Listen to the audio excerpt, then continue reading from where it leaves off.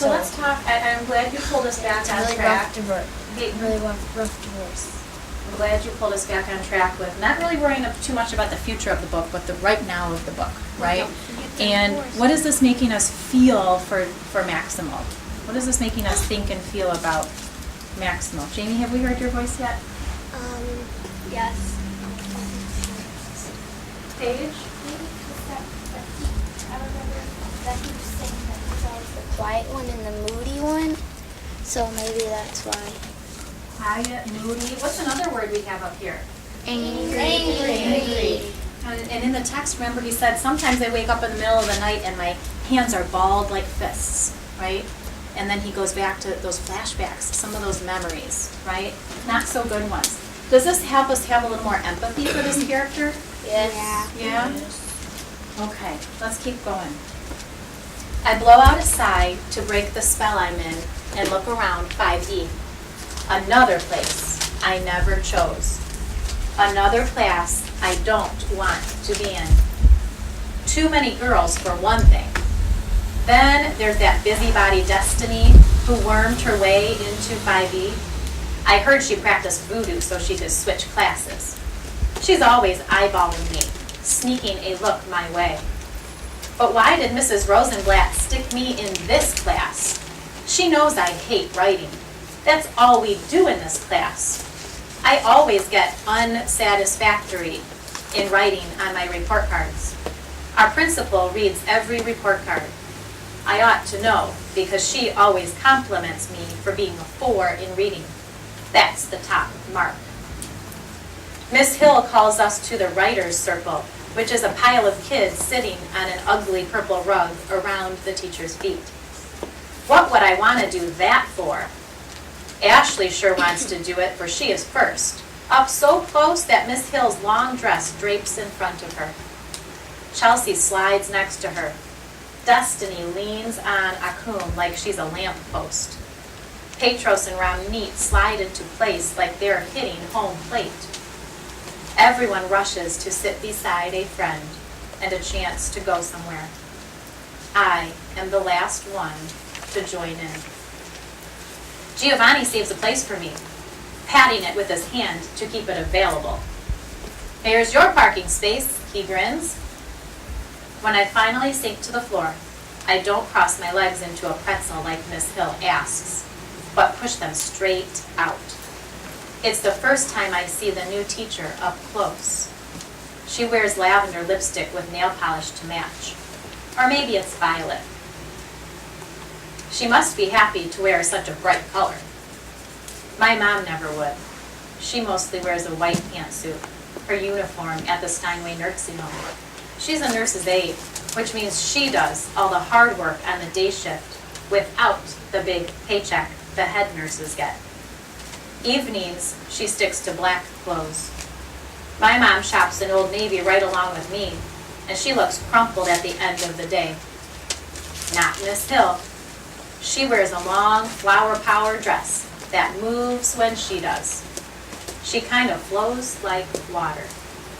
Her brown curls are highlighted with blonde streaks. The girls lean forward as if they are going to hear secrets. Today, we are going to write about place. I'll tell you about a place I love. Silence. You can see a wondering light up everyone's eyes as kids study our new teacher. Bet she's going to be another one who won't let us breathe. I grew up on a farm in Canada. My grandfather planted an orchard of trees just before I was born.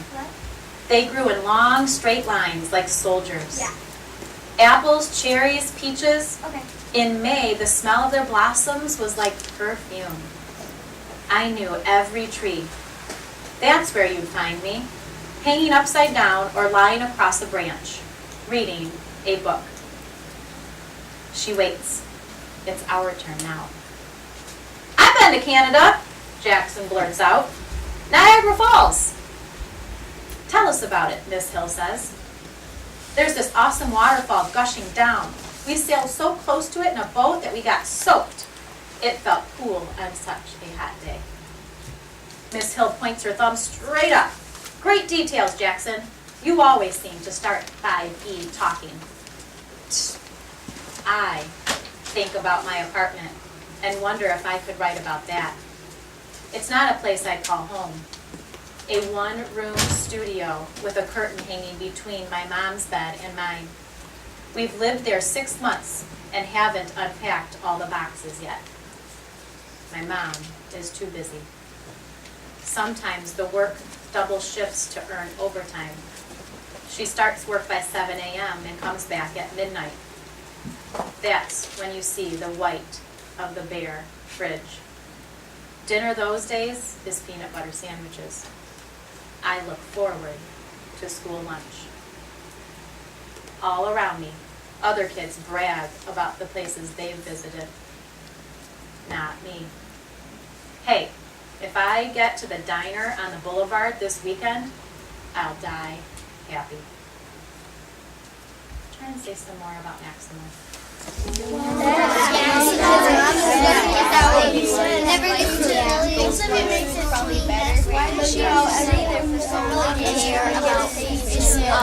Because that's the job she picked.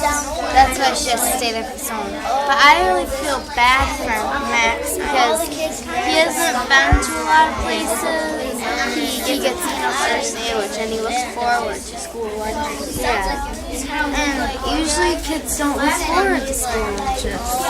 Except for Fridays. So that's and he has to stay home at home from when he gets off of school to 10 when his mom works. He doesn't think past his dad because failed, right? His mom. Well, she said that he's thinking about places to write about a place that he like a made up place, because that's what poetry is about. And he should just like make up a story like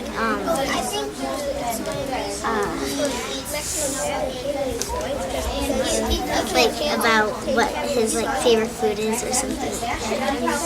Yeah, well, they're talking about places, so I would think about if he added that in, maybe a place Okay, wrapping up your his conversation in 5, place to eat. 4, 3, 2, and 1. I noticed many of you speaking off of the notes in your notebook or coming together in partnerships to share ideas and then to turn to your notebooks and write down what you've grown together. I'd like us to share out now, with the time that we have left, to add to our chart about Maximo. What's most important to know from our reading today? What's most important to know? Let's determine some importance from our reading today about Maximo. Jose, what's really important to know?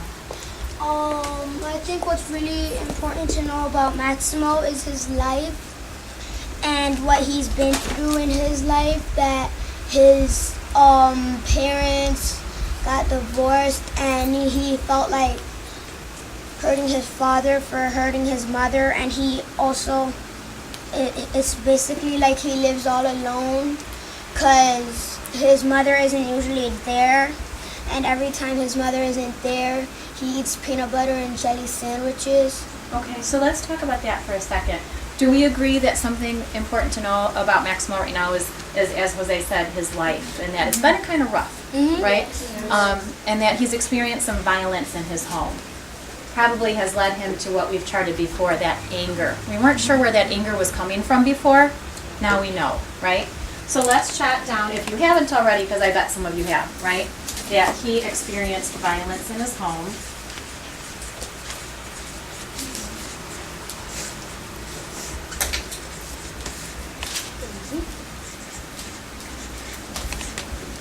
Okay, and then the second thing Jose brought up, which I think is important as well, is how busy his mom is. So he's on his own a lot, right? We shouldn't really say home because he said that it's an apartment, but he doesn't feel like it's home. It's just a one-room apartment. And Okay. go to the studio, not an apartment. Okay. So anything else? He experienced violence, and we know that's essential to us understanding where his anger is coming from. and that he's on his own a lot. He also doesn't get that much to eat either, because he says if he ever goes out to eat, he'll die happy. So I think. Caitlin, you're nodding. Are you in agreement That's with? exactly what I was gonna say. Is that he said that if he could go out to eat just once, he would die happy. Because all he has is. Cause I was connecting back to Bastion. He doesn't really have a healthy home, and Neve and Peyton were thinking that it's probably worse than Bastion because Bastion has food, but it's not healthy. Okay. He has food, and he just. Okay, let's stay back onto I'm glad you're making connections to a previous Read Aloud. Think about this. How many of you have been out to eat quite a bit in your lifetime, whether it's fast food or restaurant, sit down, or wow, can you even connect to his experiences, to Maximo? He said, if I just get to go to the diner on the boulevard, I'll die happy. How thankful we can be for our experiences. And you know, a good thing about being a good reader is that good readers make those personal connections, right? So putting yourself in the character's shoes, and what would I feel like if I were Maximo? As we read on, we're going to be thinking some more about that. What I want you to jot down before we head to lunch is a wondering. Jot down a wondering or a question you have. What's lingering in your head? What's tugging at your brain? What are you wondering and you want to know more about as we continue our story tomorrow? Jot that down. And then you may, when your jotting is done, begin to line up for lunch.